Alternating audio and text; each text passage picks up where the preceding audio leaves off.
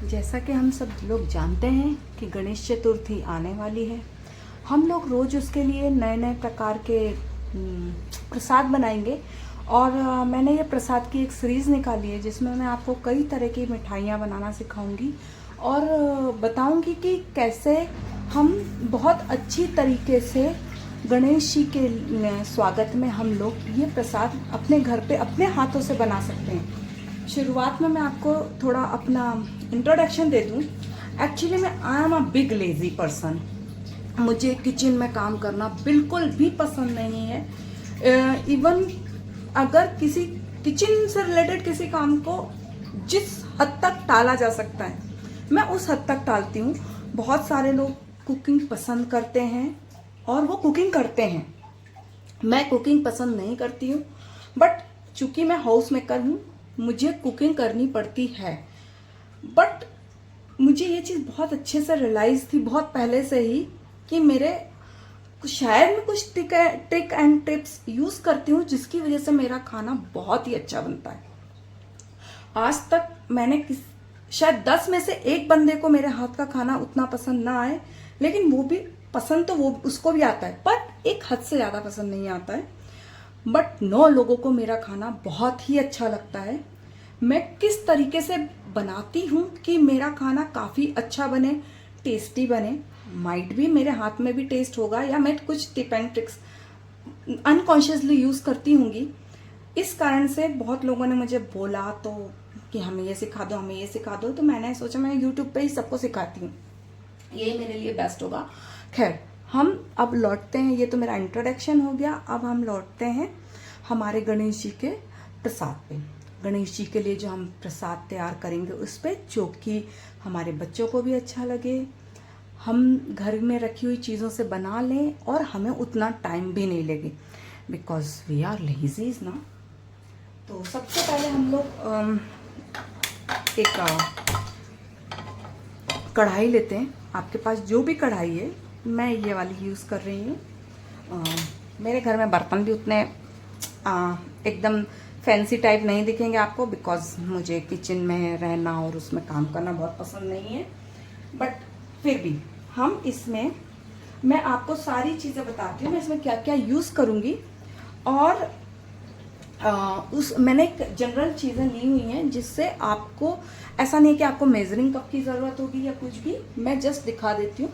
हम ये जो कटोरी होती है खाना खाने वाली, ये आप मेरे हाथ में रख के देख लीजिए कितनी बड़ी कटोरी है। इसको इसमें एक कटोरी बेसन लेंगे, शक्कर आधी कटोरी, ये आप ऊपर नीचे भी कर सकते हैं अपने टेस्ट के अकॉर्डिंग, बट मैं देखती हूँ कि आधी कटोरी शक्कर काफ़ी अच्छी हो जाती है। इसमें मैंने 2 इलायची डाल रखी है जो हम पीसेंगे। कुछ लोग रवा भी डालते हैं, मैं रवा नहीं डालती हूँ, बट मैंने रखा है क्योंकि कुछ लोगों को रवा यूज़ करते हैं वो लोग और उनको अच्छे रिजल्ट भी मिलते हैं। ये मेरी वीडियो फर्स्ट टाइम मैं बना रही हूँ तो मुझे उतना समझ में नहीं आता है। ये हमने कोकोनट पाउडर लिया है, ये देखिए ये कोकोनट पाउडर है, ये भी आधा कटोरी ही मैंने लिया है। ये देखिए ये कटिंग चाय वाली जो चाय वो आती है, इसमें मैंने इतना दूध लिया हुआ है, लेकिन ये भी कम लगेगा, ये बचेगा, मैंने अंदाजन लिया हुआ है। मैं कोई भी चीज़ मेज़र करके नहीं बनाती हूँ, ये बस मैंने लिया हुआ है, चीज़ें बनाती हूँ वो बनती जाती है। मुझे एक्चुअली मुझे खाना बनाने का ऐसा मुझे बहुत पैशन नहीं है कि मेरा, ये मैंने 1 चम्मच घी लिया है अभी हाल फिलहाल, और हमें जैसा लगता जाएगा हम घी कम से कम यूज़ करेंगे, बट जैसे जैसे हमको लगता जाएगा हम उसमें डालते जाएंगे। ये देखिए ये मैंने डाला बेसन और इसको हमने मिक्स करना शुरू किया। और याद रखिएगा बेसन जब हम शुरू में डालते हैं ना तो इसमें हमको घी नहीं दिखता है, लेकिन जैसे जैसे हम आगे बढ़ते जाते हैं हमको घी पता चलता जाता है और वो बहुत ढीला हो जाता है, मतलब गीला गीला सा हो जाता है, जिससे हमको बाद में दिक्कत होती है। ये हम थोड़ा सा, और हम जो घी है वो एक साथ नहीं डालेंगे, कभी भी घी एक साथ नहीं जाएगा। मेरा फ्लेम देख लीजिए, मैंने मीडियम टू लो कर रखा हुआ है। मैक्सिमम चीज़ें मैं कई बार हाई पे भी बनाती हूँ, मतलब जितना हाई पे बनता है उतना जल्दी बनता है। और जैसे देखिए ये मैंने मिक्स कर लिया है। अब ये घी इसमें मिक्स हो गया और मुझे पता चल रहा है कि थोड़े से घी की और ज़रूरत है ना। हमको जैसे जैसे पता चलता जाएगा वो थोड़ी थोड़ी देर में आपको खुद ही अंदाज़ा होता जाएगा कि ये हमको और ज़रूरत है। इसमें ज़्यादा से ज़्यादा 2 से 3 चम्मच ही घी लगना है। ये मेरे घर का बना हुआ घी है। मैं आपको इसको भी बताऊंगी कि मैं बगैर मक्खन से, मतलब मलाई बस से कैसे निकालती हूँ। ये देखिए मैंने उसके बाद ना सिर्फ 1 से 1.5 चम्मच, और मेरी चम्मच भी है ना वो मैं आपको दिखाती हूँ। इस टाइप की चम्मच से मैं 2.5 चम्मच घी मैंने यूज़ किया है। ठीक है, अब हम इसको तब तक भूंजेंगे जब तक इसमें से थोड़ा अच्छी सी महक नहीं आ जाए और ये थोड़ा सा कलर नहीं ले ले। मैं कलर्स का यूज़ नहीं करती हूँ खानों में, घर के बने हुए खाने में, क्योंकि कुछ भी हो कैसा भी हो वो कलर है, केमिकल है। मैं या तो उसे नेचुरल चीज़ों से ही उसमें कलर लेके आती हूँ, और अगर मेरे पास कुछ ऐसा सब्स्टिट्यूट नहीं है उसको बनाने का कि मैं उसको नेचुरली कर सकूँ, तो मैं कलर को यूज़ नहीं करती हूँ, क्योंकि वो मेरे लिए ठीक नहीं है। ये देखिए अभी ये जब हमने बनाया है तो ये थोड़ा सा हमको और लग रहा है कि शायद आधी चम्मच घी और जाएगा इसमें। मतलब ये देखिए मैंने इसमें 3 चम्मच घी का यूज़ किया हुआ है। ये देखिए मैंने आधा और डाल दिया है। अब हमें जो बेसन है वो हमें इस तरीके से रखना है कि ना वो बहुत गीला हो ना वो एकदम सूखा हो, है ना। गणेश चतुर्थी है तो सबसे पहले जो गणेश जी का स्वागत होगा वो तो उनके पसंदीदा लड्डू से ही होगा, जो कि हैं बेसन के लड्डू। और हम इसमें बेसन की बहुत सारी मिठाइयाँ बनाएंगे, क्योंकि कहा जाता है कि गणेश जी को बेसन से बनी हुई चीज़ें बहुत ज़्यादा पसंद आती हैं। चढ़ाते बहुत सारी चीज़ें हैं और आजकल तो चॉकलेट्स भी चढ़ने लग गई हैं, बट अगर हम कहें, देखिए मैंने अब इस स्टेज पे ये सिर्फ और स्लो कर लिए, बिल्कुल स्लो कर लिए, ताकि मेरा ये बेसन को कुछ हो नहीं। और हाँ, जैसे कि कहा जाता है आजकल तो बहुत कुछ चढ़ता है, लेकिन जैसे कि हमारी नानी दादी बताती थी कि गणेश चतुर्थी को वो 9 से 10 दिन मैक्सिमम टाइम बेसन के सामान से बना हुआ ही प्रसाद वो लोग चढ़ाते थे, और मैं भी वैसा ही करूँगी। ये देखिए ये जो कंसिस्टेंसी है ये हमको मैनेज करनी है, और यदि हमको लगेगा तो हम इसमें आधा चम्मच घी और डालेंगे। और ये आप सामान के हिसाब से खुद भी मैनेज कर सकते हैं। मैं आप बस ये देखते जाइएगा कि ये किस तरीके का हो जाना चाहिए, क्योंकि देखिए कभी कभी क्या होता है, जैसे मेरा घर का बना घी है, कभी कुछ लोग आधा घी आधा वनस्पति घी में भी बनाते हैं, जिसकी जैसी होती है वो उस हिसाब से करता है। तो आपको क्वांटिटी पे ध्यान नहीं रखना है, आपको ये देखना है कि ये मैंने कहाँ पर क्या चीज़ और कितनी यूज़ की है। ये पूरा खेल उसी पे ही जाता है। इसके अलावा ज़्यादा दिक्कत नहीं होती है, ना ही ज़्यादा टाइम लगता है इसमें, हार्डली 8 से 10 मिनट। और लड्डू बांधने को लेकर अगर मैं पूरा आपको टाइमिंग बताऊं, लड्डू बांधने से खाने तक को, तो ये 20 से 22 मिनट लगता है। इतने में ये लड्डू बंध के और खाने लायक भी हो जाते हैं। तो अगर इमीडिएटली ऐसा हो कि भाई बस गणेश जी को लाना ही है और आपका प्रसाद नहीं बना है, तो जितनी देर में आपका गणेश जी का स्वागत होगा उतनी देर में। और इवन मैं सारे प्रसाद ताज़ा ही चढ़ाती हूँ, उसी टाइम बनाती हूँ। सपोज सुबह की आरती में सुबह प्रसाद बनेगा, शाम की आरती में शाम का प्रसाद बनेगा, और इसमें आराम से 8 से 10 लड्डू बन जाते हैं, और एक टाइम के प्रसाद के लिए वो मेरे लिए काफ़ी होते हैं। क्योंकि इस तरीके से मैं बच्चों को बहुत सारी तरह की मिठाइयाँ खाना भी सिखाती हूँ। क्योंकि अगर हम मिठाई और केक्स में देखें तो एटलीस्ट हमारी जो इंडियन मिठाइयाँ होती हैं वो ज़्यादा न्यूट्रिशियस लगती हैं मुझे, क्योंकि इसमें घी होता है जो गुड फैट होता है, और मैदा नहीं होता है ज़्यादातर में, थोड़े बहुत में होता है, और वो भी मैदे का प्रोपोर्शन बहुत कम क्वांटिटी में किया जाता है। जनरली हम लोग दूध और घी और बेसन, दालें, इन्हीं का यूज़ करके हम मिठाइयाँ बनाते हैं। ये देखिए, ये मैंने किया है और अब इसमें थोड़ा थोड़ा कलर आना शुरू हो गया है। ये देखिए, ये इस टाइप का हो जाएगा थोड़ा थोड़ा, ठीक है। अब इसको हमको सिर्फ कलर देने तक के लिए करना है। ये देखिए, ये मेरा इसमें कलर आना शुरू हो गया है। मैंने शक्कर भी पीस ली है। मैंने शक्कर में थोड़े से, मैं उन लोगों के लिए टिप बता रही हूँ जिनके बच्चे ड्राई फ्रूट नहीं खाना चाहते हैं। ये इस तरह की मिठाइयाँ तो वो खा लेते हैं, बट मेरे बच्चे ड्राई फ्रूट बिल्कुल नहीं खाते। अगर उनको ताज़े फॉर्म में दे दिया जाए तो, या सही दे दिया जाए, भूंज भांज के भी दे दिया जाए, तो वो मैक्सिमम ड्राई फ्रूट नहीं खाते हैं। कुछ ही ड्राई फ्रूट ऐसे होते हैं जो वो खाना पसंद करते हैं, नहीं तो वो खाना पसंद नहीं करते हैं, उस टाइप के हैं। तो मैं क्या करती हूँ, जब भी मैं इस तरह की चीज़ें बनाती हूँ ना, तो मैं उसमें शक्कर के साथ ना सारे ड्राई फ्रूट पीस देती हूँ, कुछ ऊपर से भी लगा देती हूँ। तो जो ऊपर वाले रहते हैं उनको लगता है कि यही बस हैं, तो वो फेंक देते हैं, और जो लड्डू में हैं वो तो वो खा ही लेते हैं, क्योंकि उनको लगता है ये सिर्फ शक्कर और बेसन से बना हुआ है, और चूँकि उनको पसंद है। और मेरी बेटी ने तो खाना भी इसलिए शुरू किया था क्योंकि वो गणपति बप्पा को पसंद होता है, और बचपन में तो सभी बच्चों को गणपति बप्पा बहुत ही ज़्यादा पसंद होते हैं। देखिए, ये हल्का हल्का कलर आना शुरू हो गया। तो अब मैं इसको दानेदार बनाने के लिए ना मीडियम फ्लो को जो है वो मीडियम और कम में करूँगी, मीडियम और कम के इसमें। और ये देखिए, ये मैं थोड़ा थोड़ा, और ऐसे नहीं कि कंटिन्यू डालना है, नहीं, थोड़ा डालिए, फिर भूंजिए, फिर थोड़ा सा जब होने लग जाए कि हाँ अब फिर थोड़ा एक कलर और ऊपर आ गया है, तो हम फिर से डालेंगे। मतलब एक साथ नहीं डालेंगे। मेरे पहचान में कुछ हैं जो एक साथ भी डाल देते हैं, बट मैं नहीं डालती हूँ।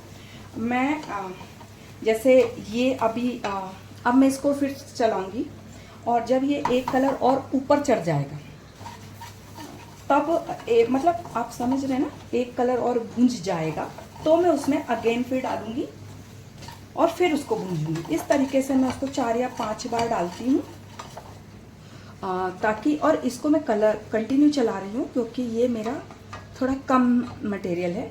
अगर ज़्यादा होता तो मैं सिम पे रख करके और थोड़ा अपना इधर उधर का काम भी मैं कर लेती हूँ, मुझे कोई परेशानी नहीं होती उसमें, और मेरा मिठाइयाँ ख़राब भी नहीं होती हैं। अगर आपको लगे कि ये ख़राब हो रहा है तो नहीं होगा, क्योंकि जब हम सिम पे रख के अपने दूसरे काम करते हैं तो और ये मटेरियल ज़्यादा भी होता है, तो इतनी दिक्कत नहीं होती है उसमें।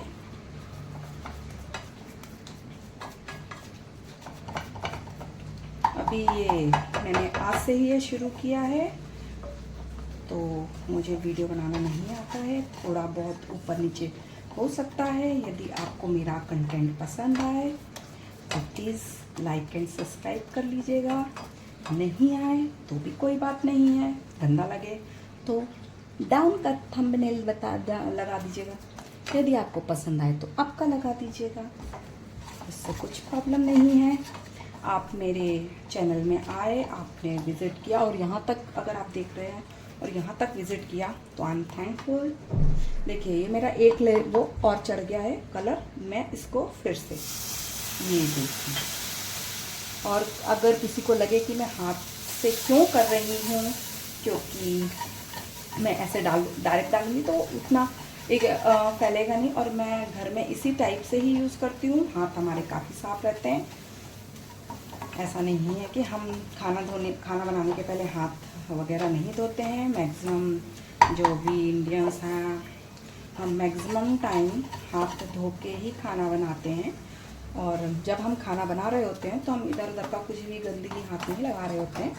तो मैं अगर हाथ से भी डाल रही हूँ तो कोई दिक्कत नहीं होनी चाहिए, क्योंकि हम वो लोग हैं जो खाना भी हाथ से ही खाते हैं। चम्मच से खाने में उतना मज़ा नहीं आता है। ये देखिए। ठीक, अब हम इसको, और इस जो फ्लेम है वो ऊपर नीचे अपने हिसाब से कि आपको कितना, जैसे मुझे किचन में रहना बहुत ज़्यादा पसंद नहीं है तो मैं जो अपना फ्लेम है वो उस हिसाब से मैनेज करती रहती हूँ। आपको किचन में रहना पसंद है तो आप आराम से धीमे धीमे करके बनाइए, कोई दिक्कत नहीं है। उसमें भी बहुत स्वाद आता है। बट मुझ जैसा इंसान जिसको किचन में रहना उतना पसंद नहीं है, बट हस्बैंड और बच्चों के लिए तो करना ही पड़ता है, उनके लिए हमको बनाना पड़ता है। हम इस तरह से भी कर सकते हैं यदि आपको प्रॉब्लम है तो। ये देखिए, ये देखिए। अब मैं आपको नहीं बताऊंगी, आप जब मैं ये डालूंगी आप समझ लीजिएगा कि मेरा जो खाना है वो एक कलर ऊपर चढ़ गया है। और ये देखिए, ये नियर अबाउट बनने ही वाला है। इसका बातें करते करते ऐसा वो आ गया है कि अब इसमें और ना मैं इसमें जो नारियल बूरा है वो मैं इसमें नहीं पकाती हूँ। ठीक है, और बस ये देखिए इतना दूध मेरा बच गया है। ये मैंने यहाँ तक लिया था, ये दूध यहाँ तक बच गया है। मुझे नहीं समझ में आ रहा है, मतलब आधा यूज़ हुआ है, 3-4 चम्मच से ज़्यादा यूज़ नहीं हुआ है। और हाँ, मैं बता रही थी कि लोग कोकोनट को भी इसमें फ्राई करते हैं, थोड़ा सा भूंजते हैं। अब देखिए ये मेरा हो गया है, अब मैं इसको बंद करके रख दूँगी। अब ये ठंडा होगा, इसके बाद में इसमें, और हाँ, यदि आपको लगे कि यार ये तो मेरा लड्डू बंद ही नहीं रहा है ये सब डालने के बाद, तो आप उसमें ऊपर से हल्का सा गरम 1 आध चम्मच और घी डाल सकते हैं। मेरा ये बन गया है। और ये थोड़ा सा पहले जो आपको शेड चाहिए ना, उससे 1 शेड हल्का ही आपको रखना है, क्योंकि जब ये पूरा बनेगा ना तो ये थोड़ा अपने आप में भी अभी पकेगा, क्योंकि ये गर्म है, कढ़ाई भी गर्म है। तो ऐसा ना हो कि आपने ब्राउन कर लिया और फिर वो उससे और थोड़ा सा और ज़्यादा ब्राउन हो, तो वो आपको दिक्कत में कर सकता है। ये देखिए, बस अब हम मिलते हैं इसके ठंडा होने के बाद। इसमें मैं कुछ चीनी तो अभी डाल दूंगी, है ना। ये मेरी चीनी पकती नहीं है, इसके साथ ही जो ये गरम है इसके साथ ये थोड़ा सा भूंज जाएगा। और मुझे ना ये बहुत अच्छा लगता है कोकोनट बेसन लड्डू में, इसलिए मैं डालती हूँ। ये टोटली ऑप्शनल है, अगर आपको पसंद नहीं है तो आप ना डालें, और अगर आपको बिल्कुल पसंद नहीं है, अगर आपको थोड़ा सा पसंद है तो थोड़ा सा डालिए। और मैं सजेस्ट करूँगी कि इसमें मत डालिए, फिर लड्डू बनने के बाद उसमें लपेट दीजिए, वो देखने में भी अच्छा लगता है और खाने में भी सिर्फ थोड़ा सा ही जाता है ना। ये देखिए, अब हम मिलेंगे बाद में। ये देखिए मेरा ये ठंडा हो गया है। अब मैं इसमें धीरे धीरे करके ये शक्कर मिक्स करूँगी। ठीक है,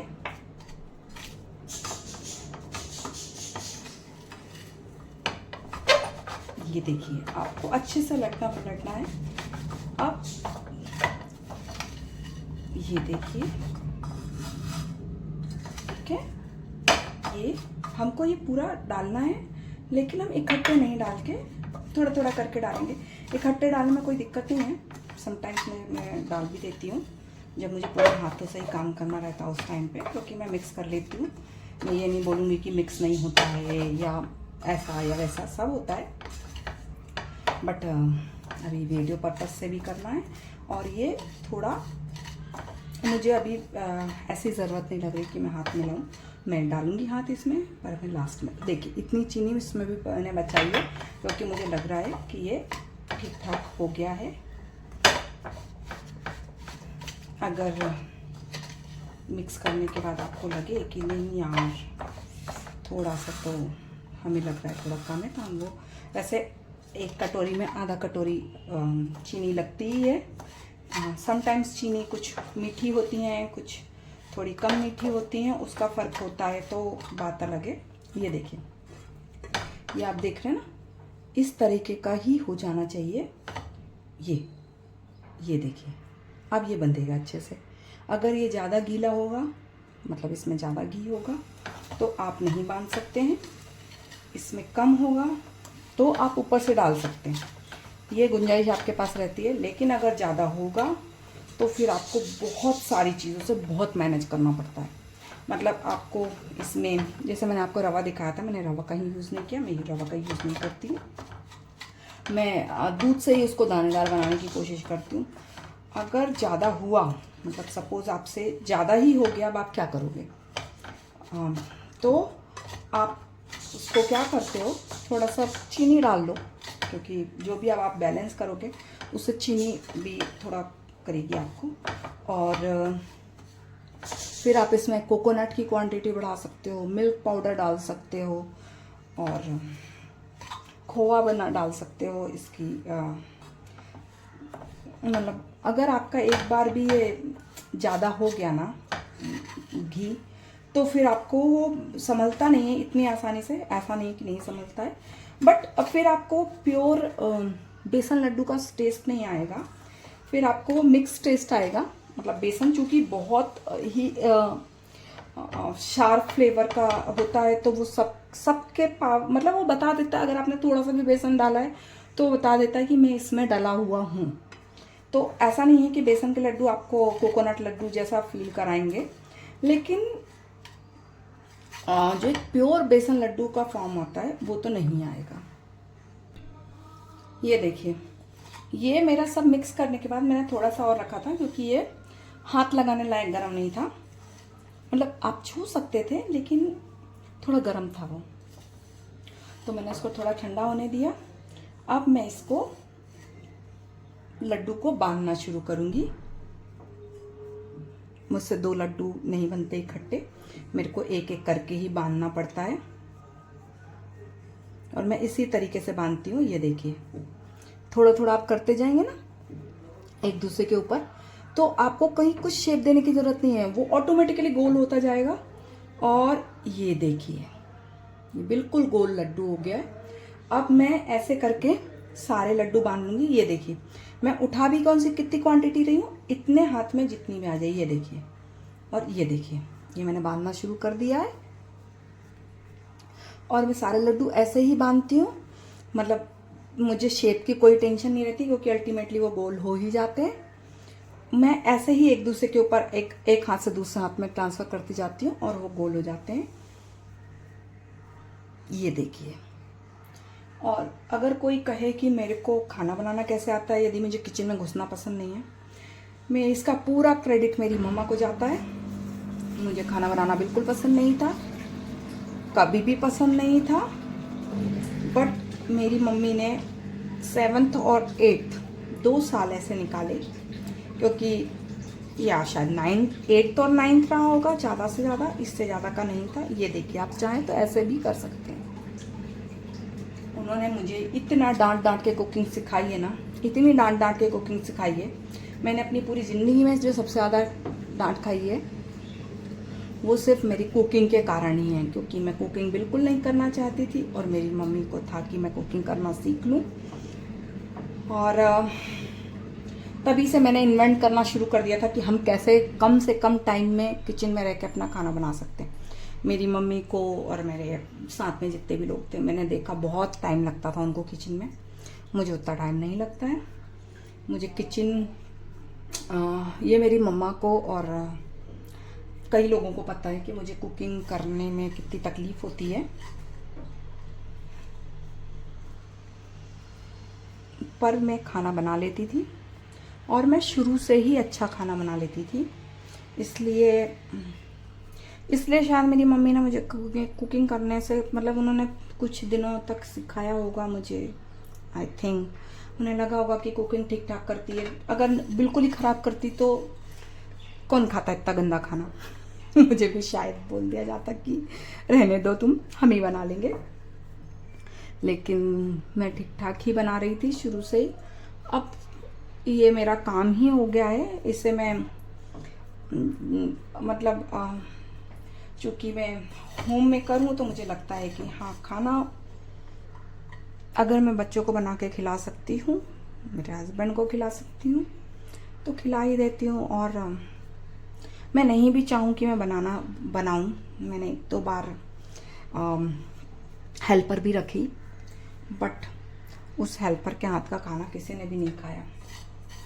इवन मेरा जब बेबी का बर्थ हुआ था तब भी मैंने कोशिश की थी कि मेरे घर वाले हेल्पर के हाथ का खाना खा लें, बट उन्होंने बोल दिया कि तुम जला के भी इससे अच्छा खाना बनाती हो। अगर सपोज मतलब मेरे हाथ से अगर कोई चीज़ जल भी जाएगी तो भी वो उसको सपोर्ट कर लेते हैं, पर वो वहाँ से खाना पसंद नहीं करते। अब मैं ये सब आपको क्यों बता रही हूँ, क्योंकि मैं पॉज नहीं करना चाह रही थी और ये अभी मेरी शुरुआती जर्नी है, तो धीरे धीरे आपको हर वीडियो में मेरे बारे में कुछ ना कुछ नया पता चले। दैट्स वाई मैं आपको बता रही हूँ, क्योंकि मैं थोड़ा सा इंट्रोवर्ट हूँ, मेरे बारे में बहुत लोगों को बहुत कुछ नहीं पता है। ये देखिए मेरे सारे लड्डू बन गए हैं, इसको मैं रख देती हूँ। ये देखिए ये मेरे इतने लड्डू बने हैं एक कटोरी से बेसन से। लड्डुओं का साइज एवरेज इतना है और इसके ऊपर हम थोड़ा सा देखिए, अगर हम इसको ऐसे रख देते ना तो ये डेकोरेटिव भी हो जाएंगे थोड़ा। और अगर चाहें तो ये देखिए जो मैं आपको बोल रही थी, कुछ नहीं करना है, बस लड्डू रखो घुमा दो, लड्डू रखो घुमा दो, है ना, कुछ भी नहीं करना है। ये देखिए और मैं कटोरी में इसलिए करती हूँ क्योंकि इसमें कैसा है, मेरा खाने का वेस्टेज कम होता है और सब आराम से लग जाता है मेरे हाथ को। बहुत मैं प्लेट में रख के ये करना पसंद नहीं करती, क्योंकि प्लेट में हमेशा ही एक चीज़ होती है कि वो मतलब आपको ऐसे घुमाना पड़ता है हाथ से और हाथ लगा के ठीक करना पड़ता है, और मैं उतना करती नहीं हूँ, ठीक है। और इसमें आप चाहें तो थोड़ा सा बादाम है, ठीक है, मैं इस वाली किसनी से बादाम किसूंगी और ये किस जाता है, बहुत आराम से किसता है, ठीक है। और इसके कुछ लच्छे निकलेंगे तो हम उसको इस तरीके से कर सकते हैं। और मैं सिंपल चाकू से भी बादाम को काट लेती हूँ, क्योंकि पिस्ता विस्ता में इसलिए नहीं डालती क्योंकि पिस्ता बिल्कुल भी मेरे घर में पसंद नहीं करते। ये देखिए मैंने आपको सारे 3-4 तरीके ये बता दिए हैं कि मैं इस तरीके से अपने लड्डुओं को डेकोरेट करती हूँ। ये देखिए इसके ऊपर आप किशमिश वगैरह भी लगा सकते हैं। और ये देखिए ये मेरे लड्डू तैयार हैं पूजा में जाने के लिए। मैं हर बार रोज़ सुबह शाम अलग अलग भोग लगाती हूँ।